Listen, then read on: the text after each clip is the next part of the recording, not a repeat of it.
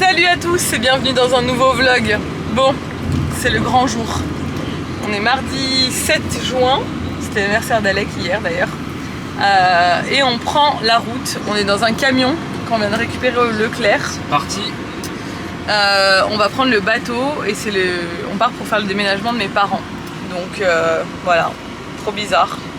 Mes parents ont vendu leur maison, ils nous rejoignent pour vivre en Corse avec nous. Ça fait 11 ans moi que je suis partie de la Côte d'Azur et ça fait depuis qu'on a eu Alec qui réfléchit sérieusement à déménager et ça y est, c'est maintenant. Donc on part, on prend le bateau ce soir, on dort dans le bateau. Apparemment la mer est démontée.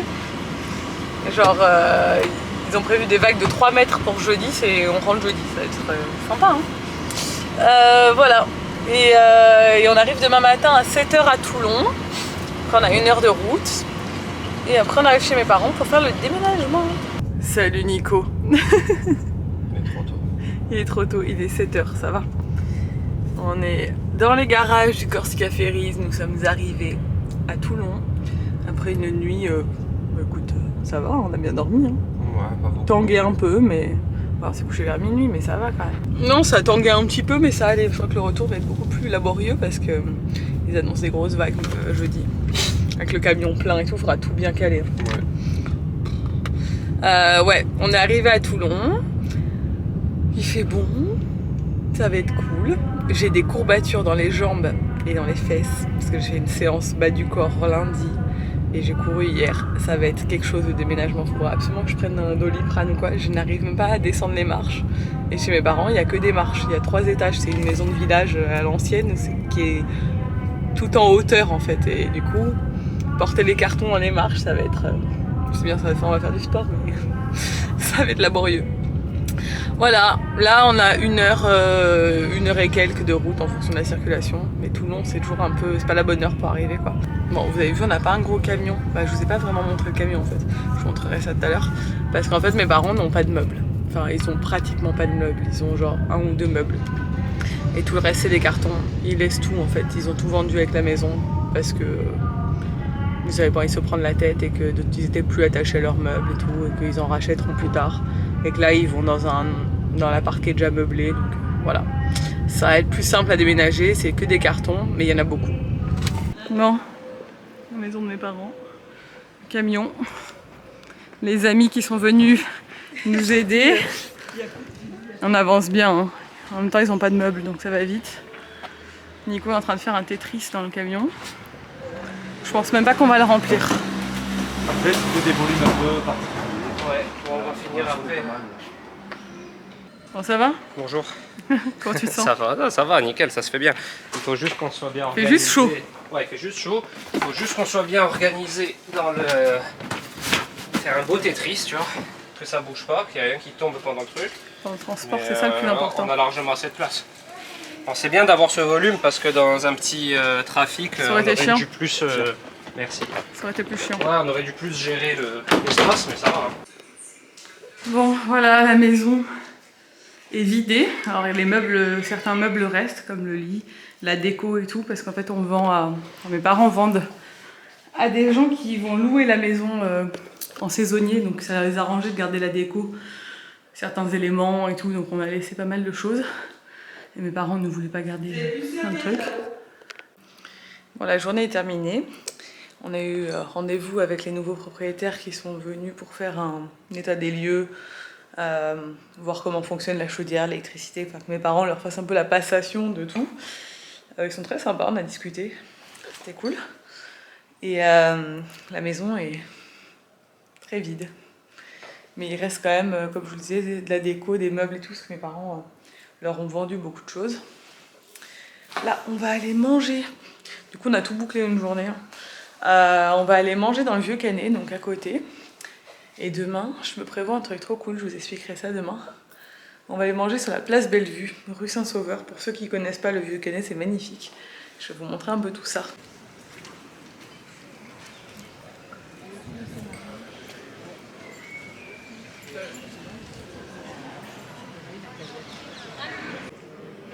Bon, du coup, on a mangé dans le Vieux Canet, place Bellevue, là, on se balade dans le Vieux Canet, c'est tellement joli, hein. J'ai grandi ici.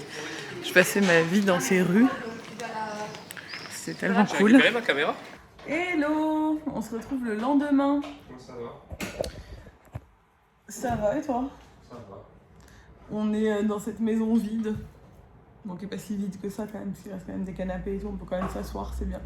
Il n'y a plus de table, il n'y a plus de chaise. Mais ouais, du coup on est en train de se faire un café, parce que ce matin, on va aller courir. Alors j'avais envie de faire un truc un peu spécial pour marquer...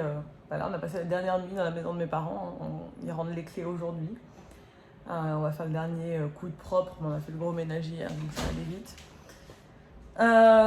J'avais envie de faire un truc un peu pour dire au revoir à ce lieu où j'ai grandi. J'ai grandi ici sur la Côte d'Azur au Canet. Je suis allée dans toutes les écoles du coin. J'ai passé des jours entiers dans les ruelles autour d'ici avec mes potes et tout. Enfin, j'ai vraiment grandi ici, quoi. J'ai vécu dans cette maison jusqu'à mes 21 ans. Et j'avais envie d'aller courir et de refaire tous les lieux de ma jeunesse. Genre, comme une espèce de footing pèlerinage. C'est un nouveau concept. Donc voilà, je vais faire ça avec Nico. On va passer devant mon ancienne maison, devant mon collège, maternelle, primaire, lycée, et dans les ruelles dans lesquelles je passais pour rentrer du collège, du lycée, etc. Ça fait très longtemps que je suis pas allée devant mon collège et ce genre de choses. J'ai pas eu l'occasion d'y retourner vraiment depuis.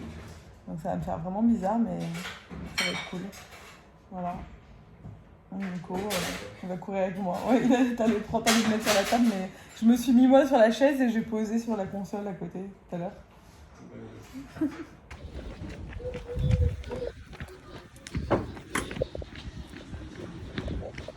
Ça, c'est la maison de mon enfance, la vraie.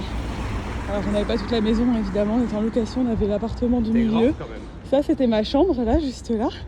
Et c'est par cette fenêtre que je suis tombée par la fenêtre. Parce qu'il y a des escaliers. Je vais vous montrer un peu. La villa, c'était là. Je vais vous montrer la vue, surtout qu'on avait. C'est un appartement genre haussmannien, magnifique. C'était superbe. Et là, en fait, derrière, on avait fait le poste. On avait mis plein de palettes, on avait fait un... Ça doit plus y être. On avait fait, je vois pas, une cabane. Et j'avais mon petit voisin qui habitait là, un autre qui habitait là, et une voisine qui habitait là. On était tous... on jouait tous ensemble tous les jours. Ça, c'était notre balcon là-bas et on avait la vue sur toute la baie de Cannes. C'était magnifique. Vous aviez toute la maison? Non, on avait juste l'appartement là. En bas? Là, celui-là. Là. Ouais. Après, il y a encore un appartement en dessous avec une piscine et tout. Et le voisin, il nous laissait les clés souvent pour aller à la piscine. Ça, c'était la maison rose. On l'appelait, elle était abandonnée à l'époque et on allait jouer dedans. La petite Mémé, elle était décédée. Et après, c'était devenu un peu notre terrain de jeu. D'ailleurs, elle a l'air toujours un peu abandonnée, j'ai l'impression. Ah non, c'est un ostéo maintenant. Ah, trop bien. Voilà, j'ai grandi dans ce quartier, j'ai marché tellement de fois là. Et on a quitté la maison, j'avais 12 ans, j'étais très très triste pour emménager dans celle qu'on vient de vendre. Donc là, maintenant, on va faire le chemin que je faisais pour aller au collège. Voilà, ça, c'est le chemin que je prenais pour aller au collège. Comme elle, sûrement d'ailleurs. Ça, c'est mon collège. Pas filmer les gosses. C'était la salle de sciences. Là, il y a le CDI. On a fait tellement de conneries dans ce collège. C'est un truc de fou. Tu vois, c'était pas loin de chez moi. Ouais. Je mettais pas longtemps à pied. C'est fou. Bon, là, je nous ai emmenés dans un coin par lequel on passait quand j'étais jeune, mais je sais pas du tout si on peut toujours passer. C'est genre les égouts. Pour passer plus vite du collège à la primaire. Mais j'ai l'impression que c'est plus ouvert. J'ai peur qu'on reste coincé. Ça, c'était mon école maternelle. J'ai une photo juste là. Cet endroit précis. Je filme pas parce qu'il y a les enfants qui sont en récré. Il fait tellement chaud. La tousque. Et ça, c'était mon école primaire. C'est trop chaud. Donc vraiment tout à côté les unes des autres. C'était tellement bien. Ça me fait plaisir de revenir là. Et ça, c'était mon lycée. Je vais vous montrer plus près. Lycée Carnot, ça c'était le square en face. On a passé aussi beaucoup de temps. Donc voilà, mon lycée d'américain. Regardez comme il est beau. Il est vraiment très très beau. Donc là, au footing, Par contre, on mange. Non, c'est la calée. Bon, on est de retour de notre repas de midi. Donc on a fait le run. Je vous ai filmé. Bon, les images sont en verticale parce que j'ai filmé avec mon téléphone en courant. Je ne vais pas prendre la caméra. Et voilà, au moins vous avez une petite vue de où j'ai passé mon enfance, les écoles et tout. On a fait tout le tour. Et après, on est passé voir notre pote Fab qui est le directeur d'un Leclerc qui est juste à côté de chez mes parents et qui a été avant le directeur du Leclerc d'Ajaccio. Et ça lui a fait plaisir de nous voir, on lui a fait une petite surprise, on est passé comme ça pour notre footing. C'était cool. Et voilà, on est remonté et on est allé manger avec mes parents. Et là, d'ici 1 heure, on libère la maison et on va fermer la porte de la maison pour la dernière fois. Et ça fait bizarre. Je pense que ça va pas être simple quand on va fermer la porte parce que se dire, allez, ciao, on tourne la page sur 21 ans quand même. 21 ans dans cette maison. Pas moi, parce que moi ça fait 11 ans que je suis en Corse. Donc moi je passais 10 ans dans la maison. Mes parents, ça fait 21 ans qu'ils sont dans cette maison. Et nous, on y vient très régulièrement, évidemment. Mais là, elle est blasée parce qu'elle adore cette maison. Alec n'en aura pas beaucoup profité, il n'en aura pas de souvenirs. Je pense qu'Ella s'en souviendra parce qu'elle est venue beaucoup en vacances chez mes parents. Elle a pris l'avion toute seule plusieurs fois, elle adorait ça et là, elle ne pourra plus le faire. Donc ça va lui faire bizarre, mais c'est cool. Du coup, Ella, c'est ce qu'elle m'a dit l'autre jour, babe. Non. Elle m'a dit, c'est pas grave, maintenant je prendrai l'avion toute seule pour aller au Mexique voir ma reine. Je dis, vu l'aéroport de Mexico, je suis pas sûre de te laisser là-bas. Parce que là-bas, c'est trop mal organisé, on a galéré. Même nous, adultes, on avait du mal à trouver le chemin, alors je laisserai pas ma fille là-bas. Mais ouais, c'est drôle, c'est une page qui se tourne. Ça, c'était ma chambre d'ado, qui à la base était 2 chambres et un couloir. Et puis après, fin d'adolescence, on avait cassé toutes les cloisons pour faire une grande pièce qui fait genre 22 mètres carrés, je crois. J'avais cette chance d'avoir une immense chambre avec ma salle de bain perso. Le truc vraiment très cool quand t'es ado, avec un grand dressing et tout, franchement, trop bien. Mais ouais, franchement, cette maison, il y a plein de souvenirs qu'on va laisser pour en créer des nouveaux en Corse. Parce que moi, ma vie, elle est en Corse maintenant depuis 11 ans. Et ici, je me sens dans la maison, toujours chez moi, mais quand je suis dehors, je me sens plus vraiment chez moi. Même si j'ai plein de souvenirs, chez moi, c'est là-bas maintenant. Et mes parents, ils ont tellement l'habitude de venir que ça va pas être un choc pour eux. Ils viennent très souvent. Ma mère, elle a passé tous les confinements dans l'appart et tout, et elle est un peu habituée maintenant. Donc voilà, d'ici 1 heure, départ pour Toulon. Nico et moi, on part avec le camion. On ramène le camion tous les deux dans le bateau. Mes parents vont chez le notaire pour signer la vente et donner les clés. Et eux, ils partent demain matin, avec le bateau de demain matin, et ils arriveront demain soir. Donc on va vider le camion sans eux demain. On va tout mettre dans l'appart, et puis après, eux, ils videront les cartons petit à petit. Mais voilà, c'est bizarre.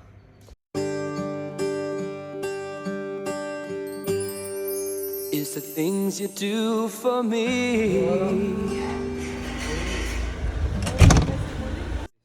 Bon, ça y est, on a quitté la maison. C'est fini. Ça y est. Et là, on est au McDo, sur une aire d'autoroute. Le camion est juste là. On travaille du coup avec Nico parce que on est en avance. Mes parents ont rendez-vous chez le notaire et que le bateau n'est qu'à 20h30. On y va pour 18h30, 18h, on verra. Et là, il est 4h et on a 1 heure de route. Donc, on va y aller doucement. On risque de manger là avant de partir pour pas manger sur le bateau ce soir parce que c'est pas bon sur le bateau. Ça va. C'est hyper cher et c'est pas bon du tout. T'es mal tombé. Non, t'aurais pris les pâtes aux langoustes, t'aurais pas dit ça. Ça va, elles sont super chères. Ça vaut pas du tout ce que. Non, les langoustes c'est toujours cher, mais c'est plus cher parce que c'est sur le bateau. On connaît. Mais oui, c'est pas les meilleures pâtes aux langoustes que j'ai mangé de ma vie non plus, mais je trouve qu'il faut être pondéré. C'était dégueulasse. Non. Et salut, on se retrouve le lendemain. On est à la maison. On est en train de décharger le camion. Je vous raconterai l'histoire du bateau. Je l'ai raconté sur Instagram, mais pas ici. On a failli pas embarquer. Vraiment, littéralement. On a failli pas prendre le bateau parce que c'est une longue histoire, mais finalement, J'ai bien fait de prendre ce risque-là. On était pile poil, on est rentré. Je vous expliquerai après. On a un camion à décharger, là il doit être pratiquement 9h. Nico s'est mis torse nu. Tu nous montres tes muscles pour décharger le camion. Wow. Je vais aller prendre ma caméra pour vlogger. Le camion est Flappy Bird. Pour ceux qui trouvent qu'on voit pas assez Flappy, c'est parce qu'il est toujours dehors. Hein. Je tiens à le dire. Voici le camion. On dirait que c'est chargé n'importe comment, mais en fait pas du tout. Rien n'a bougé. À part ce petit carton qui a un peu bougé, mais franchement Nico avait tellement bien calé dans le camion. Bon, à la fin, mes parents nous ont donné plein de trucs qu'il fallait rajouter. Du coup, c'était un peu posé comme ça sur le dessus, mais tout était tellement bien calé, rien n'a bougé pendant tout le transport. Donc c'est parti, il faut vider tout ça maintenant.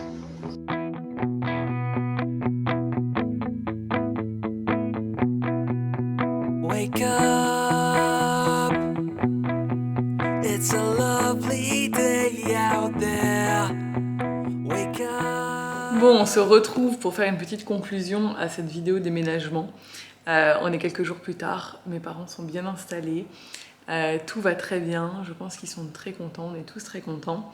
J'avais envie d'immortaliser tout ça en vlog pour nous souvenir de la maison, pour nous souvenir de tout ça, parce que c'est une page qui se tourne, hein, clairement. Je dirais pas que c'est pas facile, parce que franchement, on attendait tellement ça avec impatience que... Voilà, c'était le bon moment. Mais c'est pas facile de se dire qu'on n'ira plus jamais dans cette maison quand même, ça fait bizarre, voilà, ça fait juste très bizarre. Ça fait bizarre de plus avoir de pied-à-terre à Cannes aussi, parce qu'on se dit bon, ben voilà, maintenant quand je vais aller voir mes amis et tout, je vais aller à l'hôtel ou chez eux s'ils ont de la place, mais bon, c'est compliqué, on est quand même 4. Donc voilà, ça fait bizarre. Je suis contente, il fallait quand même que je vous raconte cette histoire du Corsica Ferries, même si je l'ai raconté en story, vous n'êtes pas tous sur Instagram. En fait, quand j'ai réservé le camion pour mes parents, j'avais réservé le camion et j'avais réservé le bateau. Et quand on réserve un bateau avec un véhicule, il faut qu'on mette les dimensions du véhicule. Sauf qu'entre-temps, mes parents ont flippé et ont dit le camion n'est pas assez gros, il faut prendre la taille au-dessus et tout. 2-3 jours avant de déménager, ils m'ont dit ça. Donc j'ai dit écoutez, je vais prendre plus gros, je vais modifier la réservation Corsica Ferries, pas de souci. Donc je prends la taille au-dessus du camion, qui était plus haut. En fait, il y a plusieurs tailles sur Corsica Ferries et on dépassait la taille, enfin la fourchette du camion d'avant. Je modifie mes billets, enfin je réserve d'abord le camion, je regarde sur Corsica Ferries, c'était dispo, donc je dis c'est bon. Et au moment de passer ma réservation sur Corsica Ferries, l'aller était dispo avec cette taille de camion, le retour n'était pas dispo.